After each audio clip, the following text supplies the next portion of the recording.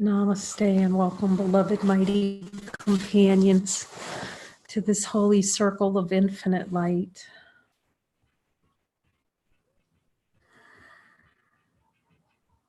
I have absolutely no idea what I'm going to talk about tonight, not a clue. Just trust in Jesus will tell me.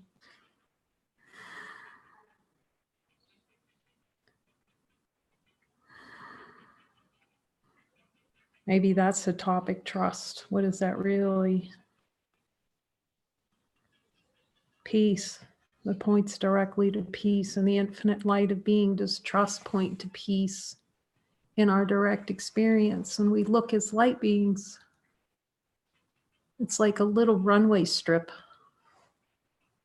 Trust would settle every problem because it points beyond form. It points to who we are. That we can't be limited by anything in form unless we choose to play that little form ping pong, to act as though there is form, something that can hurt us or limit us. Yet in the light of divine being, we can see there just isn't anything to hurt us. In the light of divine being and honesty of God, can the light be hurt in some way? Yet just looking as the light just opens up so much spaciousness for those old energies of other to come up. And that's why we need to ask Jesus what to do when they appear. The ego will turn it into a project. I'm going to work with it. It's just so much easier to go to Jesus and say, show me what needs to be corrected. Sometimes even that working with it, I'm seeing it's kind of a delay. It's the ego getting involved with who's fixing it.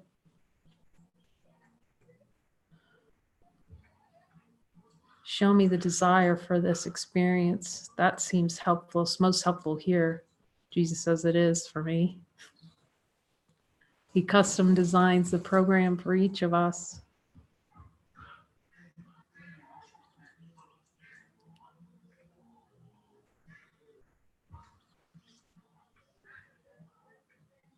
Sometimes it seems he's not there because we don't want him to be. Don't want to listen. Want to turn that Jesus channel right on off. Yet we see that's turning ourselves away from everything. If we don't listen to divine light, or listen to the voice for God, is that cutting us off from God? In the light of divine being in our direct experience, it cuts us off. We'll always feel separate then because we just said no to ourselves as divine infinite beings.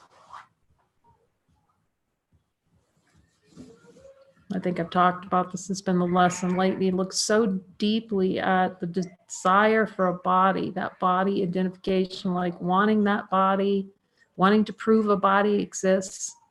Yet in the light of the divine being, even if we want to prove it, can we find a body in the light? Does the light know anything about a body? When you just look with Jesus, you can just see, you have to admit it. Oh my gosh, I really want that. I want that body experience and I want it the way I want it. And then forget that I wanted it. And then cry out and say, I didn't do this. The face of innocence. Jesus, what have you done for me lately?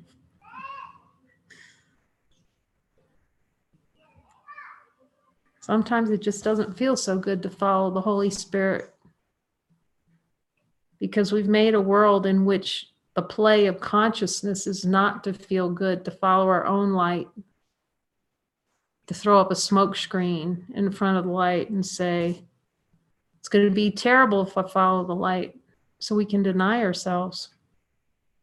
In the light of divine being, is anything bad, quote unquote, going to happen if we follow inner light in the truth and honesty of God?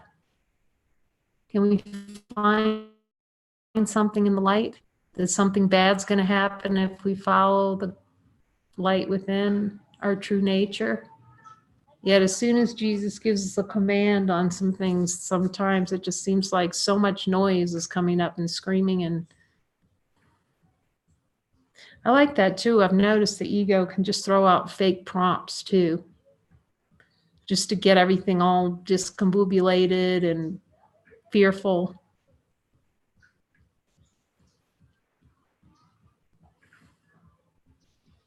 How the ego will throw things, toss it out, toss something particularly fearful out too, as a prompt, pretend to prompt. That's why I always go back to Jesus. Is this really you talking? Is this for the purposes to serve divine love, infinite love? Who's talking? It's handy to check in and see in the light of divine being who's speaking.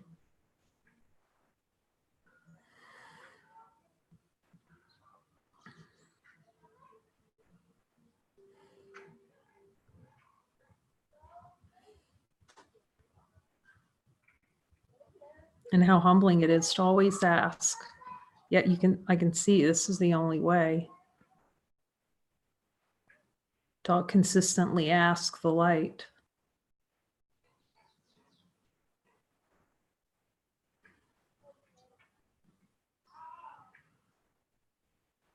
As the journey goes on, I do not know my best interests. Becomes more and more of a reality, recognition. Because the one who thought that the interests did not have anyone's interest, and it had the only interest it had was the experience of being divided, the experience of hell, hidden on a timeline, the experience of death, the desire for death. I don't know if anyone's here ever had that thought. I want to kill myself. That's a good voice. Find that voice. What voice says that?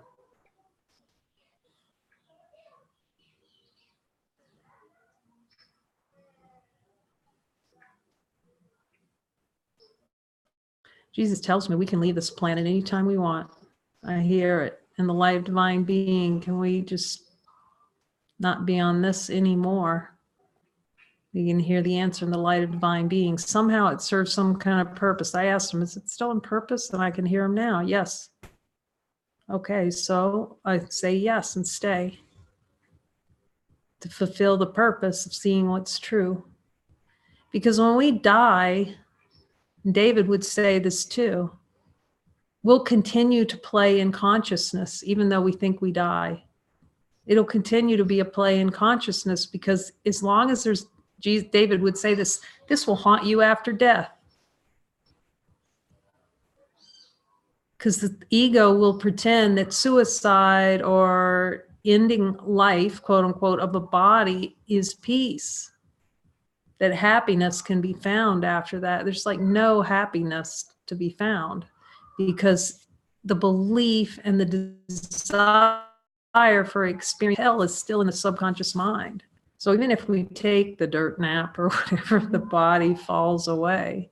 There's no way to escape limited consciousness except to see through it for what it is, as untrue. So like he says, the course is required, even if we want to check out early of a body.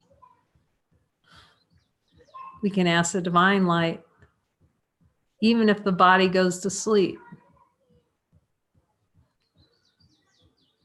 Or the desire is still below the level of awareness.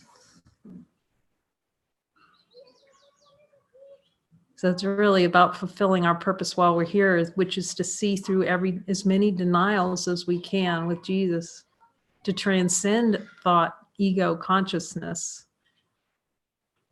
That's why there are many lives, quote unquote. They're sequential dreaming. Have another dream that might be better. With a whole new cast of characters, which just dresses up the old characters into different clothes. If you ever watch Cloud Atlas, and you can catch it that these characters are rotating in generations and they come back sort of as a different character. We take turns in these dreams being a victim and a victimizer. That's really helpful to see that so clearly. That's what Jesus is pointing to.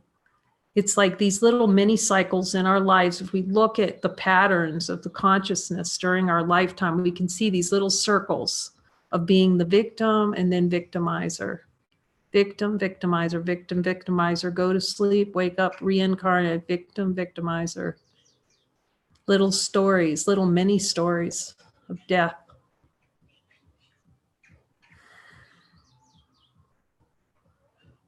The desired experience, unfair treatment. The desired experience for God to abandon us. In the light of divine being, Jesus, will you show me any desire for an experience that I have been abandoned by God? I'm willing to put that in the light. Unsupported. Any desire for experience of feeling unsupported.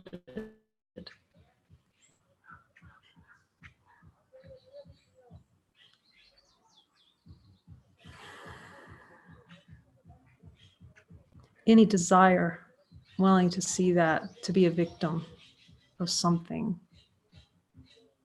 happening, willing to see that in the light of divine being. Is that true? And just see the energy and acknowledge it if it's there. Okay, it's there. But at least we see it now.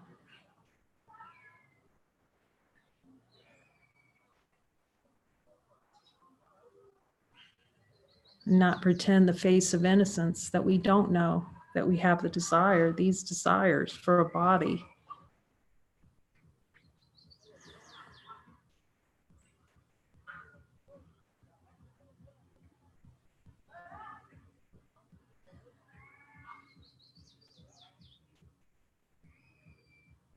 Jesus, are there any other desires that it's valuable for us to look at in the light of this holy circle?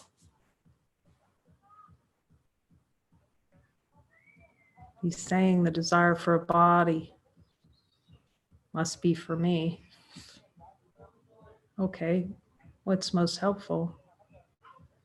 Seeing the desire for it, being really honest, honesty of God that we do want it. We do want this experience. And just being fully present with the desire for it. Let it come fully into awareness.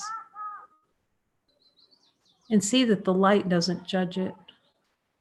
But behind all that desire is infinite love. So that it transmutes into the expression of infinite love rather than the denial of divinity. And looking so directly at these desires. And just to see that there's no desire, can any desire in our direct experience outlast the light?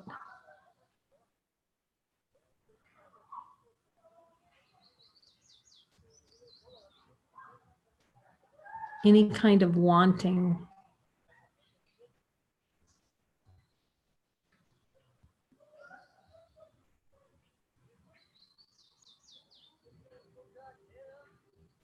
Even if we play really wanting a body, wanting to experience in a body,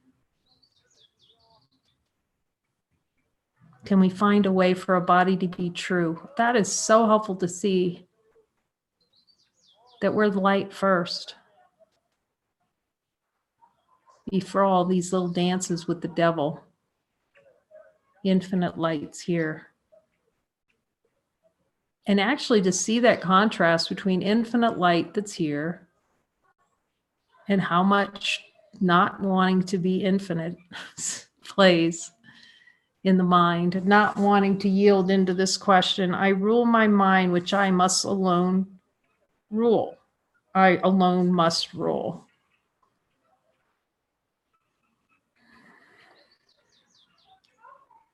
Just had this feeling of really, when I was reading that, like really not wanting that lesson. Jesus, are there any desires not to want that lesson? I want to look at that.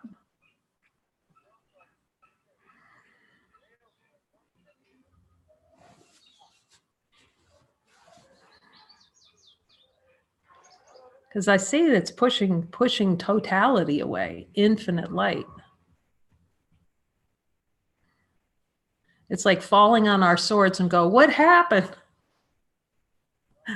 I don't know what happened. Why do I feel so bad? I just fell on my sword because I desired the experience of falling on a sword. There's just no escaping it.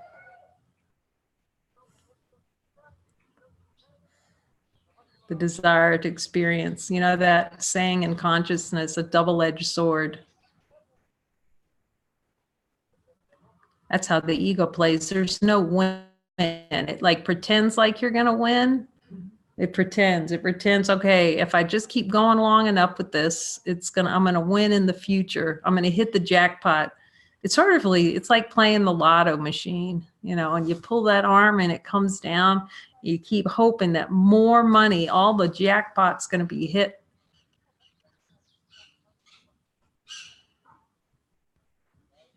And the ego has that rigged worse than the casinos. The ego has that rigged. At least the casinos have, like, I don't know if anybody gambles here. I can't remember what the numbers are, like 2% chance or something that you get a jackpot, and the ego's like 0% chance, because every time, 100% of the time, it's death. It's not just like you can't even escape with 2% not death. You get 100% death from the ego. 100% unhappiness that gets hidden. It seems like it's pleasure. Seems like it's pleasure, but pleasure and pain. Death is still death.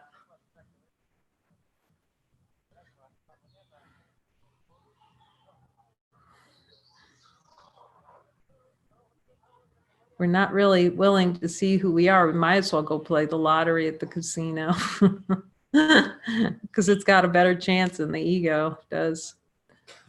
We can outlive the ego.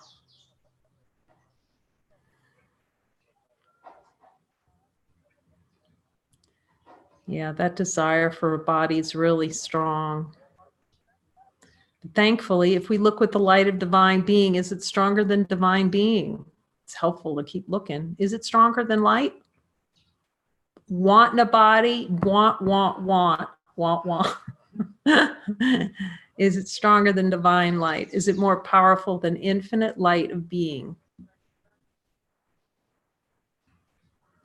Another sad song, dog.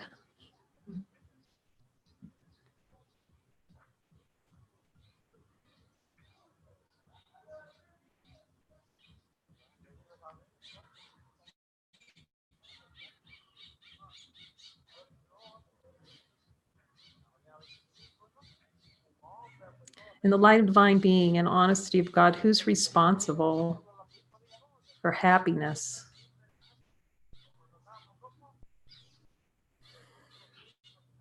When we look as divine light, can we find anyone in there responsible for happiness?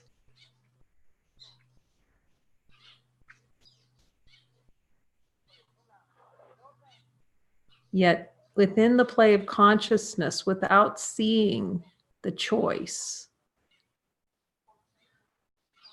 we really will feel very put upon by the world, because the desire to have an experience of being put upon by the world is below our level of awareness. And then we'll just, the reflections will show up. That's how powerful our mind is. The reflections of being a victim will show up. They'll keep showing up. Victim after victim, or we'll feel victim after victim, or we'll watch movies and we'll see victims. We'll see someone victimized. Again, we'd watched Argo. That's a great movie to watch to see where the idea is that a victim is possible. there's any idea below our level of awareness that a victim is true. Jesus, is there any desire below my level of awareness to have an experience of being a victim of the world? I'm willing to put that in the light. That desire for an experience of being a victim. Give it to me straight. So much easier when he gives it to him straight. No story. Show me where in my mind I want to have an experience that something's happening to me, being put upon by the world.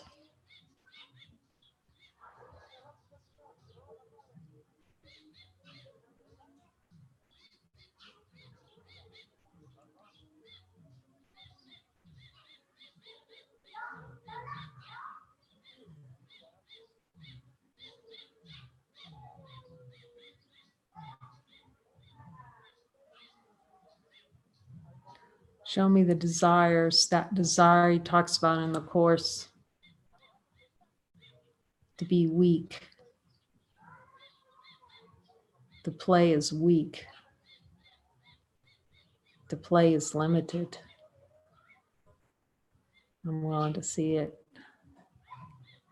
And look just directly at it and see in the light of divine being, as a divine being, infinite light. Is infinite light weak?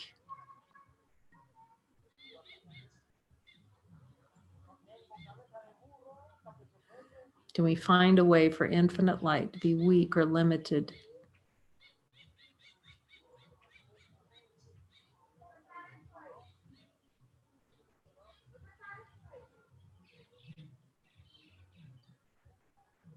It's really good when discoveries come just to marinate with those.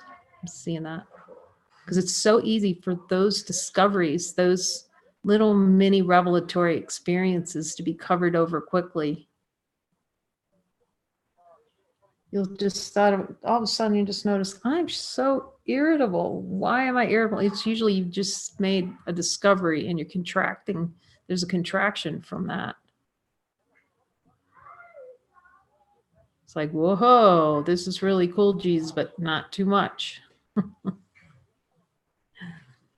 And catch the trick of it and say, really let those discoveries, the revelatory experience of light, marinate with that in the heart. So it just fully, fully blooms.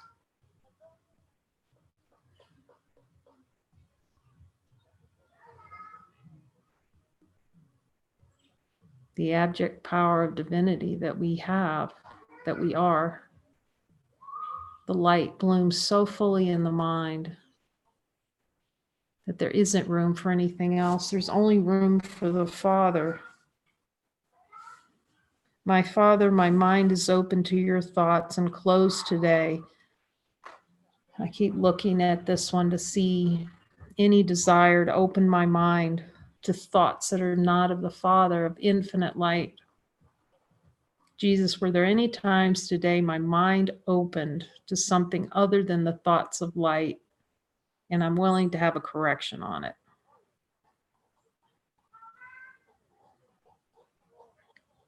Wherever I made it acceptable, that thoughts that not of God to creep in there. He says tolerance. If I've been tolerant, show me.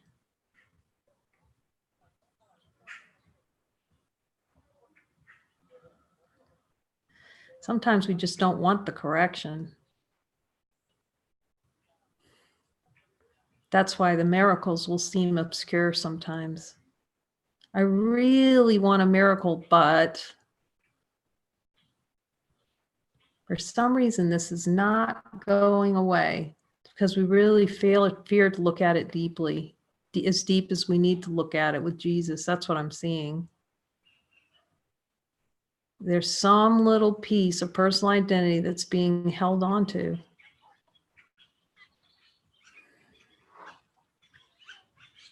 So I just keep asking him to keep showing me. And as that relationship builds just more and more, give it to me straight. And he does.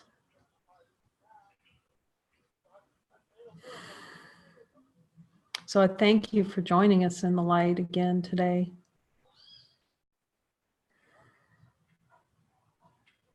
To look and see what's true and see if any of these delusions are true in the light. It's so helpful twice a day to be focused on infinite light when it's so easy to focus on the future. Yet we can see like the light is so peaceful. Is it light anything other than peace when we look?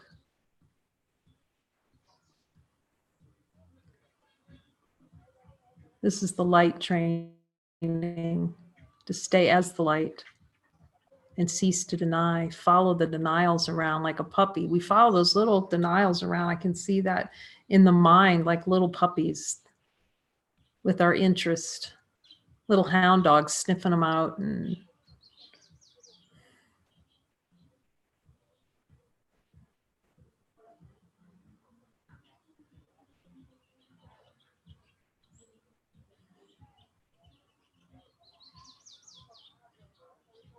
to really learn.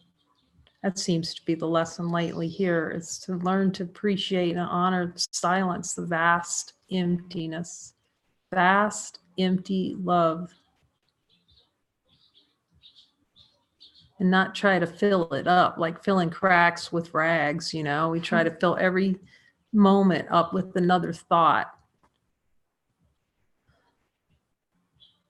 and just being really reacclimated and comfortable with infinite, unchanging light. No expectations, no itches, no urges, no no's to God, just infinite, unchanging light. Amen.